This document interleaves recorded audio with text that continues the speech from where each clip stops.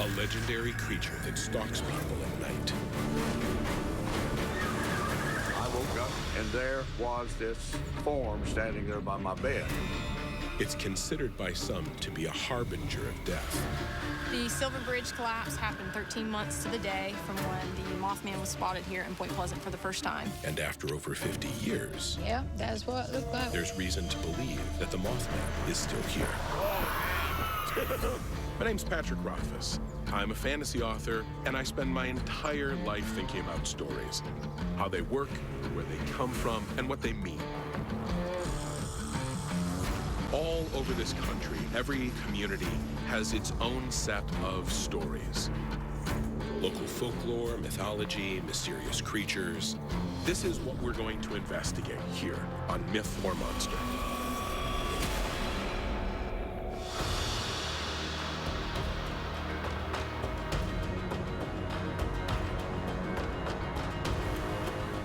Every story needs a good place to start, and you'd be hard-pressed to find a better place for a story than a small community like Point Pleasant here in West Virginia, right in the heart of Appalachia. It's a perfect place for superstition and maybe even a monster. Appalachia is a cultural region that includes all of West Virginia and parts of 12 other states. It's where many of our forefathers like Washington and Jefferson hailed from, or you might know it for the legendary feud between the Hatfields and the McCoys. But in the late 1960s, a different, darker sort of legend took flight here. The legend of Mothman. Picture it, an 8-foot-tall man-bird hybrid haunting this place with glowing red eyes and a massive wingspan. It's known to give chase and escape with people's dogs in its clutches. It's even been connected to the deaths of 46 people in an area bridge collapse. Eyewitness accounts describing Mothman have varied slightly, but there have been over 100 reported sightings of the creature. I'm down here today because something new has happened. Just last year, somebody snapped some pictures of something. Maybe after all these years, the Mothman is back. The photo I'm here to investigate hit the news, and that's a big deal in a town of 5,000 people. Point Pleasant is pleasant. It's a delightful little town located where the Kanawha and the Ohio rivers meet. Lewis and Clark came through here. One of America's favorite authors, Mark Twain, can trace his lineage back here too. But these days, there's only one real celebrity. Just ask Miss Mothman. Assume that I know nothing. How would you describe Mothman to me? Big red eyes that seem to glow, and I've heard between 6 and 10 feet tall, body of a man. What do you think? Good guy, bad guy? Just knowing the history makes me feel like, maybe he was kind of like a sign or something of, bad things to come. What happened back in the 60s is that a couple of teenagers saw a flying man, an alien, a bird. Nobody was sure, but it was too strange to ignore. And then more people saw it. Hundreds of people saw something. And this went from a small town story to national and international news. And it's been a big deal ever since. So now it's time to get to the bottom of the latest Mothman sighting and the photo that hit the news. Hunters in Mason County may need to be on the lookout for something other than deer when they hit the woods this week.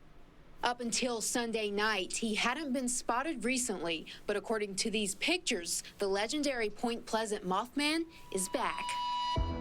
Getting to see this story evolve in real time is something I can't pass up. As the story goes, a young man who was new to town was driving home from work when he said he saw something strange. He pulled over to get a better look and decided to snap some photos of a mysterious creature he saw in the sky. He didn't even realize what he had captured on camera, but news producer Fallon Pearson did. Forgive me for being a skeptic, but as a storyteller, I am also a professional liar. And so when I hear, oh, there's a new picture, but the person who took it wants to remain anonymous, I'm like, oh, sure. Pitch me on this guy being a real guy. Okay, here's the thing about living in a small town. Right. Especially if you're new to a small town. You don't want people to talk about you and gossip about you. And he told me that's kind of what his fear was. That makes maybe even more sense, given that if he is new to town, that might actually be worse than a local seeing it. Have you actually met with the person that took the photo?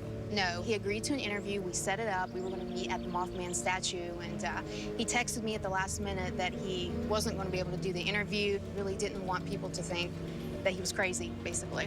Did you get the impression at all that he was maybe a little, like, rattled? Yeah, he was adamant that there was something jumping from tree to tree and that the pictures that he took were very real. Is he like, this is a monster, this is a strange creature? He said at first he thought it was an owl, but then at closer look, he could tell that it wasn't. You saw the pictures and you thought, Mothman? That's the first thing that popped into my head. This is a very detailed outline of what the Mothman would look like, down to the pointed tips and how the legs are bent at such an awkward angle. After hearing this more recent story, I'm curious how it matches up with some of the original eyewitness accounts from back in the day. This has happened in living memory, and it's happened to people who can still speak about it. I have the opportunity to talk to those people, and I can't pass that up. I understand you have a story for us? Yes, sir. It was about 50 years ago that I saw what I believe was now the Mothman. And I woke up about 3 o'clock in the morning, and there was this form standing by my bed. Lawrence Gray was one of the first of about 100 people who filed reports of sightings back in the 1960s. This very evil form sort of moved down the bed just a little to the foot, and then he just kind of evaporated and disappeared. Wow. Faye DeWitt was just 14 years old when she had her encounter with the Mothman while driving near the TNT area with her brother. You went out there, and what happened? My brother had heard about it in school that day, and he wanted to go up there and prove that that was a fake. I just want to see if we can find it. Come on, what are you, scared? It's probably just someone... Faye, drive! I'm driving! And my brother sped up, and the thing was just right there beside us, like it was no problem at all for it to be there. Flying, running, I don't know. I couldn't see nothing but the face. What did his face look like to you? What grabbed your attention was the eyes on it. I can't say if it was glowing or what, it was just a red, and they were so big. And that I saw plain as day. It turned sideways and just jumped. When it jumped, it just opened up the prettiest set of wings that any bird could ever have and just flew away.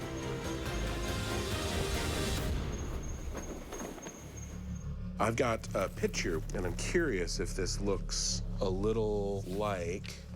Yep, that's what it looked like when it was flying. Like a human being. When you dig down into a complicated story like this, I think there's a lot of temptation to look into what does it mean? Here in Point Pleasant, the resident expert is Jeff Wamsley, who runs the Mothman Museum. So welcome to the world's only Mothman Museum. Oh, cool. Lots to see. We've got costumes, movie props used in the motion picture The Mothman Prophecies. That is neat. These are artifacts from the TNT area. The TNT area was a military installation during World War II. Then in the 60s, that's where all the kids hung out, and that's where the Mothman sightings took place. The very first reported sighting was named after Roger and Linda Scarberry and Steve and Mary Mallett.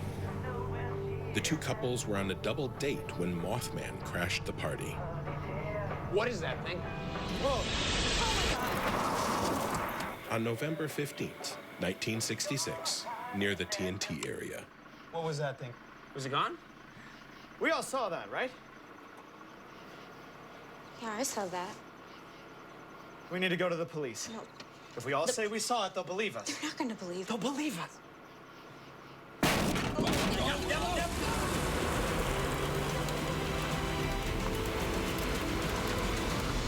When this happened in 1966, the Sheriff's Department had him write out what they saw in detail. I actually have those original documents here. You have the originals? I have the originals. We were riding through the TNT area on a side road by the old powerhouse building around 12 o'clock on Tuesday night when we came over this small rise in the road. All at once, Steve yelled for us to look at that thing in the road. It didn't run, but wobbled like it couldn't.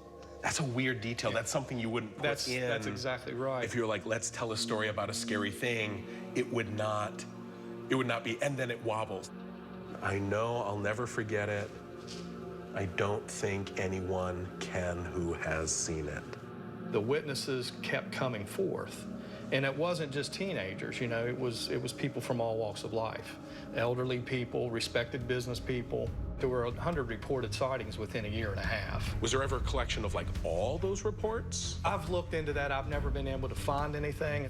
I do have audio interviews that I conducted with many of those witnesses. Oh. You're more than welcome to listen to those. I would love that. So obviously in the accounts and in these early articles, they talk a lot about the TNT area. Is there any way that we could maybe get some access to that, do you think? Sure, that's not a problem.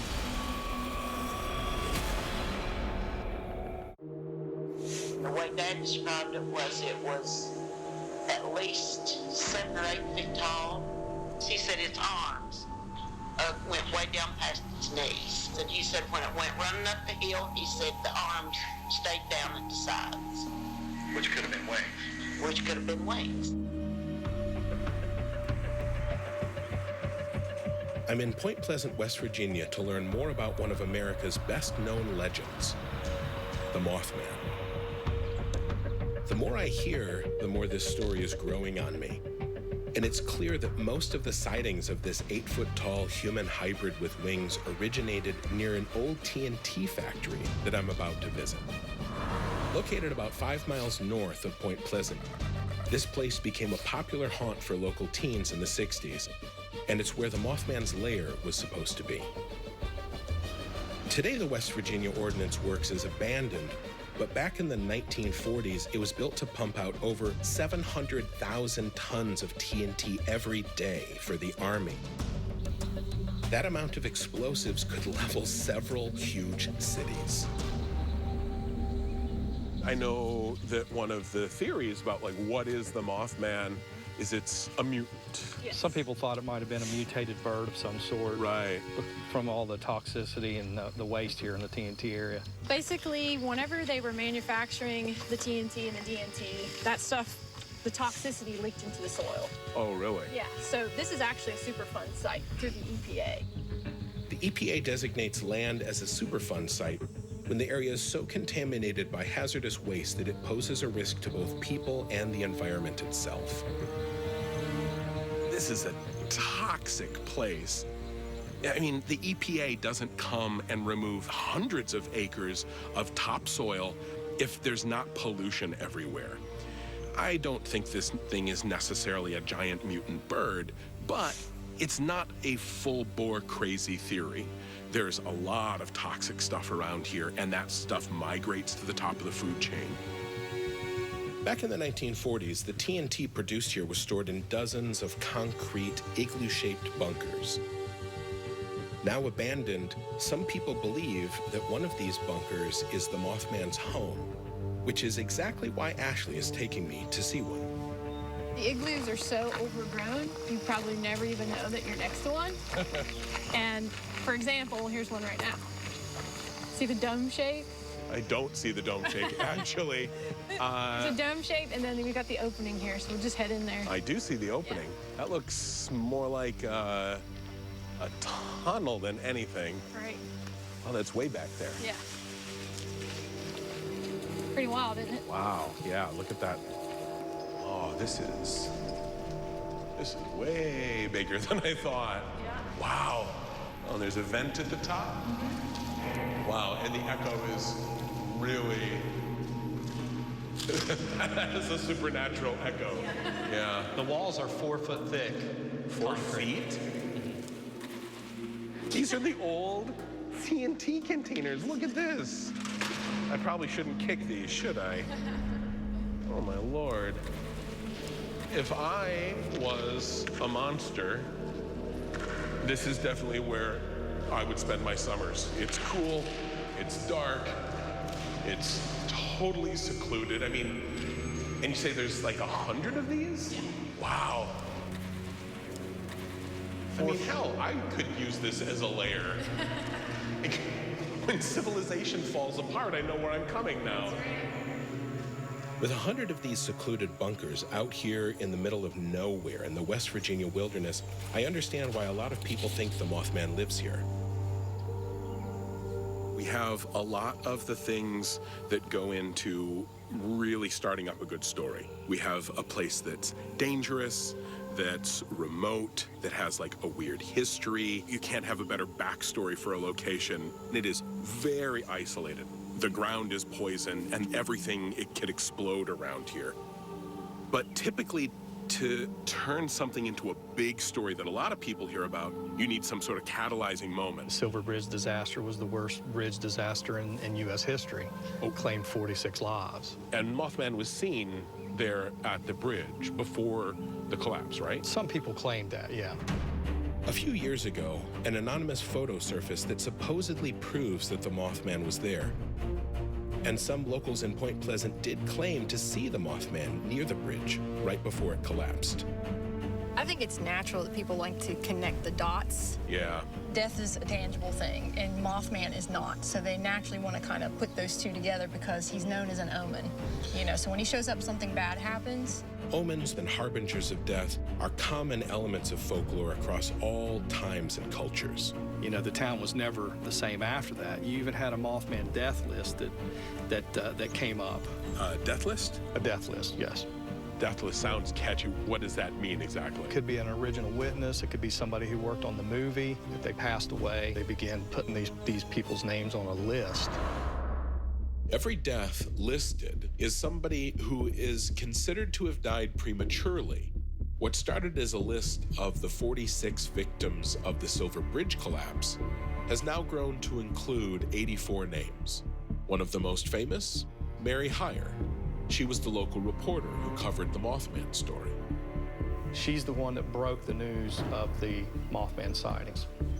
The Silver Bridge collapse happened on December 15th, 1967, which happened to be exactly 13 months to the day from when the original eyewitnesses ran into the Mothman here in the TNT area.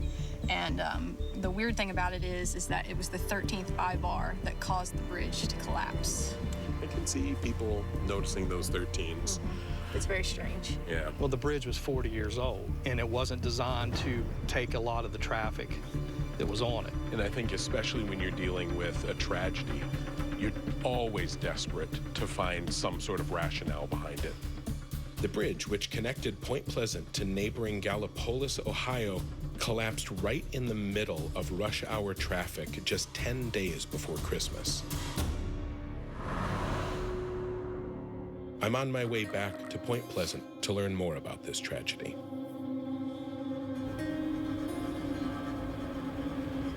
We're approaching the location of where the Silver Bridge was at. It was just on the other side of this railroad bridge. Denny Bellamy is the tourism director here in Point Pleasant, and he's taking me down to the site where the Silver Bridge collapsed. The stoplight that controlled the traffic on the bridge was not working. So traffic was lined up bumper to bumper on the bridge when it went down. Wow. An I-beam broke. It swung one way, dumped all the cars in the river, swung the other way, dumped the rest of the cars in the river, then fell. There had been a lot of Mothman sightings leading up to this. Yes, and some people thought they saw the Mothman around the bridge at that time. This isn't the only bridge collapse where people claim to have seen the Mothman. There are reports of Mothman sightings prior to the collapse of the Interstate 35 bridge over the Mississippi River in Minnesota, which killed 13 people back in 2007. Mothman has allegedly been spotted at a number of other disasters too, including Chernobyl and 9/11. Sometimes these reports even come with what seems to be photographic evidence, like this 9/11 photo, and of course, the infamous picture of Mothman at the Silver Bridge. But Like a lot of things you find on the internet, these photos simply aren't legitimate. What is real is Mothman's growing reputation as a harbinger of doom. This is sort of when the Mothman went from being sort of like a curiosity, suddenly it became kind of something dark. Whether it's a harbinger, some people call it an angel. Yeah. Over the last decade or so, we get calls from all over the world of people that see the Mothman. Really? Anytime there's a disaster, or there was a disaster in Mexico, we got calls. What are they looking for when they call? I mean, do they just want to tell you? Or They just want to tell someone. Just want to tell someone that'll believe them. If you had to put your money down, where would you put your money? West Virginia's a state of hunters. If it was an animal, we'd have it mounted on a wall for you to look at, believe me. The real question back then was, are we allowed to shoot it? And if there's more than one, can we shoot two? That's why everyone was out in the TNT. People were talking about seeing UFOs and things like that, and the Mothman, and government officials were showing up to talk to people. And when you say government officials, like, what do you really mean? Well, later on, we learned that they're called men in black, but before they were just government officials coming and questioning. There were a lot of UFO sightings in our area, and then in other part of the states as well. So as soon as we start talking about UFOs, I can't help but start thinking about Flatwoods. Yes, Flatwoods Monster. The Flatwoods Monster is another mystery creature spotted in nearby Braxton County, just 120 miles from here. The first sighting was in 1952, and it was accompanied by stories of a strange ball of light hurtling across the sky. It seems reasonable to me that Mothman and the Flatwoods Monster might be connected.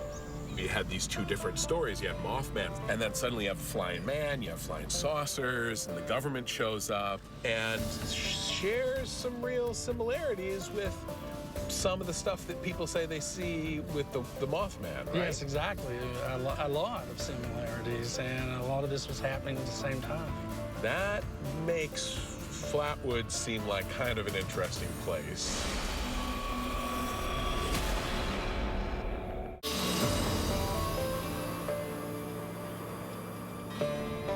I'm driving 2 hours to Braxton County, West Virginia to see if their local monster has any connection to Mothman. Back in the 1950s, we were at the height of UFO hysteria here in the United States, and there emerged here in Braxton County, West Virginia, the Flatwoods Monster, affectionately referred to as Braxy by some of the locals. Much like in Point Pleasant, the legend here has grown to become a part of the town's very identity. I want to know, could Mothman and the Flatwoods Monster actually be one and the same creature? Or maybe possibly an alien? I tracked down a local who knew one of the original eyewitnesses. You knew one of the people who originally saw the Flatwoods Monster. And Neil was a very clowny guy, if you will, a jokester. You might think that a person like that might try to have some fun with some folk. Capitalize on it. Exactly. And the thing that makes me wonder about really what happened that night, Neil would clam up when you would start talking about the monster. Do you think he was kind of like legitimately spooked by what had happened? Absolutely. Can you tell me a brief version of that story? Well, it was September the 12th, 1952. It was about 6 or 6:30 in the evening. The boys were playing in the schoolyard. And they seen this big streak of fire, like a shooting star, land on a hillside. They were pretty well spooked with that. And of course, they had to go see.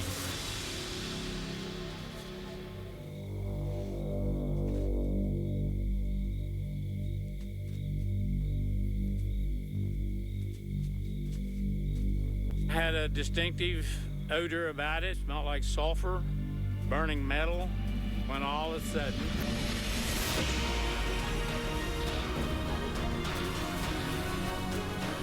they seen this 8, 10, 12-foot monster with lights for eyes, and it hovered on the ground. Of course, you can imagine how long they got to view this thing. was your impression of what Neil thought this thing might be? Well, because he wouldn't talk about it, I'm not certain what he thought. But I really believe that he seen something that drove fear in him.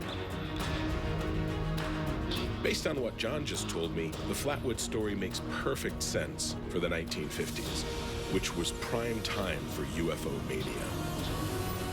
In 1947, there was an alleged alien crash site near a little town called Roswell, New Mexico.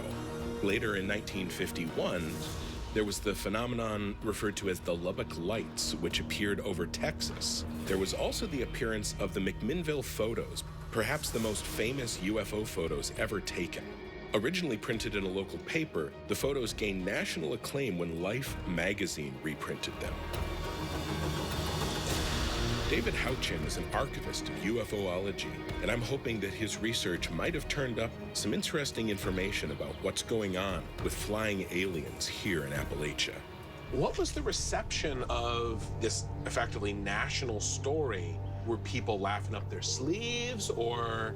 I imagine some people were. The articles are often rather skeptical. Okay. But what they understood is the witnesses were frightened. There was a gas or something that hurt the nostrils and hurt the throat and made it uncomfortable to breathe.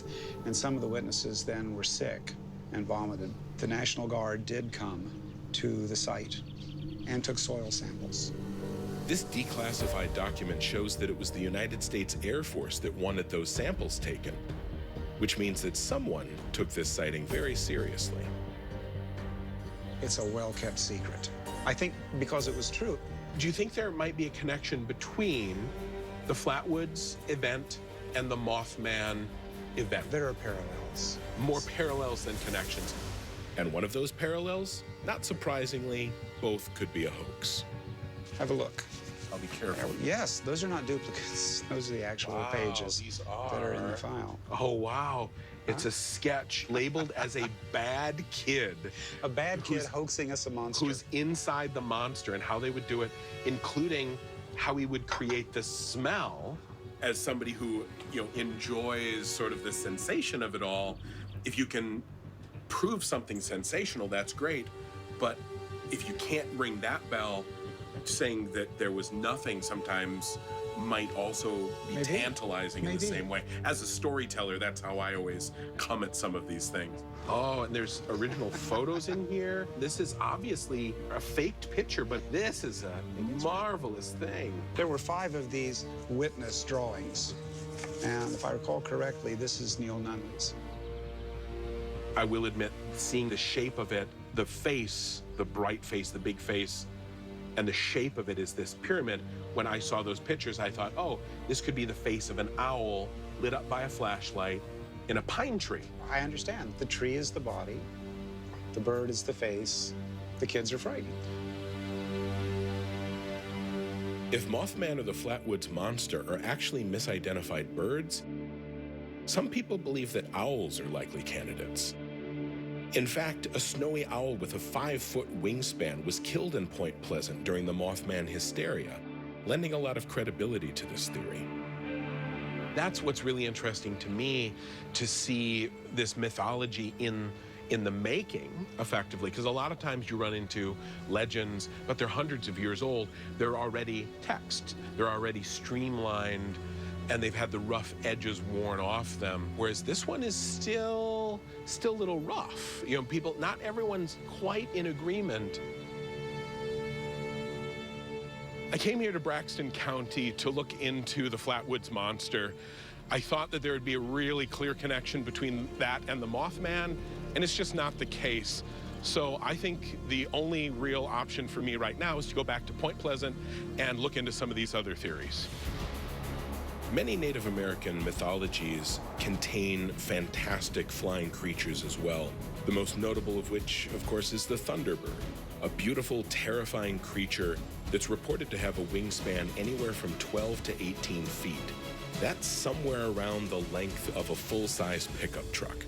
So we've got a ton of Native American history in this area, and one of the Native American things that seems relevant is the Thunderbird. Thunderbird is a really popular figure across tribes, right, in the mythology. The Thunderbird is visually, physically a large bird that when it flaps its wings creates thunder, when it blinks its eyes creates lightning. I think that the way that Native people interacted with real things is to use them to understand the mysteries of nature. Do you think that the two of these things might be based on the same creature, Mothman and the Thunderbird? Well, it could be that, whatever people saw might have been a large bird, like a sandhill crane. It could have been a large bird, like an eagle. Or it could have been an even larger bird, the whooping crane. Or a pterodactyl. Ah, the pterodactyl idea. That what people are seeing is actually a holdover from the dinosaur era. It makes for a great story, but reasonable science says no. Then again, nobody expected to catch a coelacanth. Could Mothman be a new species of bird, or possibly one that's just been misidentified? I think it's time I took a more real-world approach.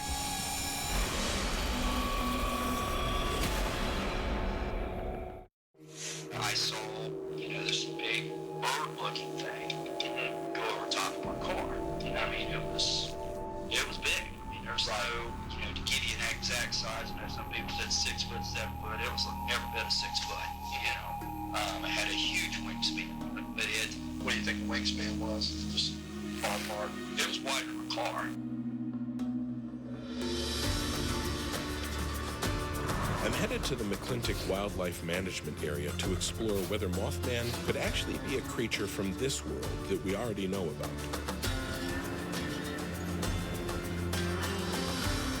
The thought of the Thunderbird and the Mothman being connected through a story that spans centuries is a really cool idea. The theories of Mothman being a mutant or an alien are really interesting too, especially when you hear these eyewitness accounts. But what's really going on here? I came out here to Point Pleasant to investigate the new Mothman photo that's been causing a stir in the local news. And now I want to know, could this really be just the picture of a bird? If so, it isn't like any bird that I've ever seen. But Mike Book is an expert in raptors, and so maybe he has. Who's this beautiful creature here? Well, this is Anastasia. Her friends get to call her Annie, and she's a red-tailed hawk. She is one of the larger, more common birds around. Well, how big do you think she is? In weight, maybe 4 or 5 pounds, I'm guessing? Well, that's a good guess. Most people would probably say somewhere in the 15 to 20 pound range. She has about a 5-foot wingspan, so that's a pretty good-sized bird. Big bird. So they're very powerful with their talons, and they're skilled to kill and dispatch whatever prey they're after. So did you say you wanted to handle Annie? I'd love if you had a chance. Yeah, I want to turn her around this way, and then you just kind of shove up, and you can bend your arm and get relaxed. So let's actually follow the Mothman specs. 12-foot wingspan, 6 feet tall. What could a bird that was that size, how bad could that ruin my day? All of it. All of it. You wouldn't want to have a bird as big as you described mad at you. And it wouldn't be your day. It would probably be the rest of your life that would be ruined. When I started this conversation with you, I was thinking that if the Mothman were merely a giant bird, that would be one of the less frightening options. But a bird that big, I think this is way scarier, actually, especially with this bird so close to me. Trying to imagine one maybe 10 times bigger. I would never want to encounter something like that. I've got a couple of pictures that I'd like to show you. Well, let's see if we can get Annie to come back to me. She likes you so much. Good girl. Yeah, sweetie. Here we go. What do you think of that? The lights, it's hard to see, but just the silhouette, I mean, that's an easy one. The attitude on the wings is perfect for great horned owl. Looks like it has some Mothman legs hanging behind it. But if I were to catch a snake that was 4 feet long, I would probably hold it out as far as I could so it couldn't reach me. I would never have thought of that. So it extends its legs as far as it can to let the thing hang behind. And then when it gets to a tree or something, it can drop it or do whatever. Wow. But that's what that looks like to me. Some kind of giant bird? Is that really all that the Mothman mythology boils down to in the end? Maybe that does seem to explain what was caught on camera in 2016, but I'm not too sure. I mean, could hundreds of witnesses all have seen an owl with a snake in its talons, and that somehow ends up an 8-foot-tall Birdman? So what's the deal here? I think there's one more piece to the puzzle that I have to explore, and that is the concept of fear.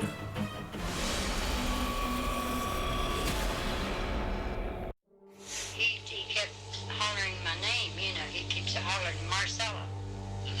Run, run, run. Right. Come on, run, run, run. And I couldn't. It was like I was just frozen. Overcome with fear.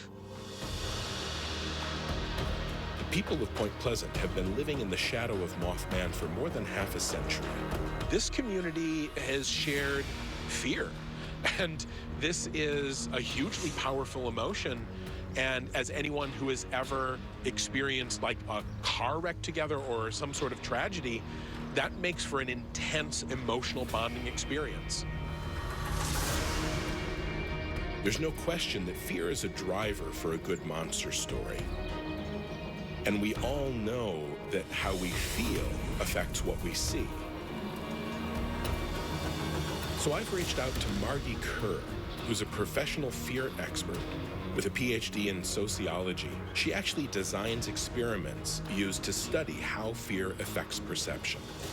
I've been looking into the Mothman myth, and so many of the people who go out, even if they don't believe in it at first, experience like for real, genuine terror. When we're afraid, what we end up doing is focusing on, usually one particular thing. We will focus our attention on, say, glowing eyes. Our imagination really starts to take off to try and bring some certainty to what is so uncertain and so scary. Everyone kind of knows this is true. You know that when you're spooked, you're gonna see things a little differently. I think everyone would kind of agree to it. But everyone just agreeing that this is a thing is not good science. Can we do some science to this? Yes, we can absolutely do some science. Folks who saw this were legitimately terrified. And so all through this, I've been thinking, how has this fear affected their perception? I am really curious to see what sort of experiment we have coming up.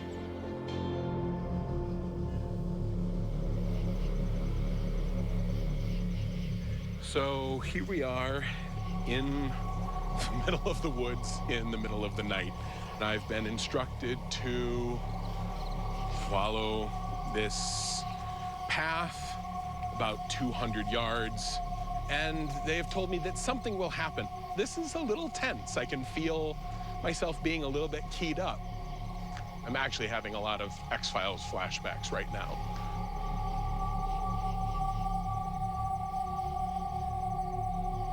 I will say, if somebody jumps out at me dressed as a giant Mothman, I might wreck their entire day. I'm fair warning, if that is the plan, this could be just a big boondoggle.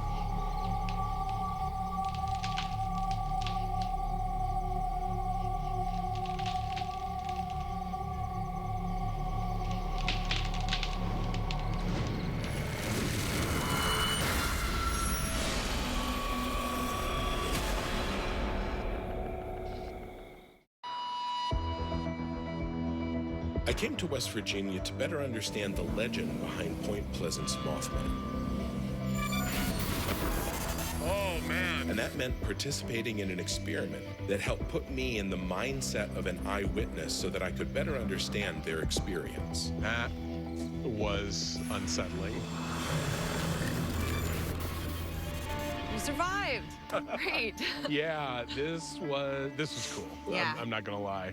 So just to review real quick, we had you walk up a very steep hill in total darkness with no knowledge of what was going to happen. We spontaneously released an object that moved very quickly right in your direction over your head, and at the same time had alternating flashing strobe lights. And all of these things have been proven to manipulate or to change how we perceive the environment. Like my body had like this reaction, and I realized I got my hand up. This is like that classic silent movie, like, ah. your body reacted as though it were coming very quickly. Oh, absolutely.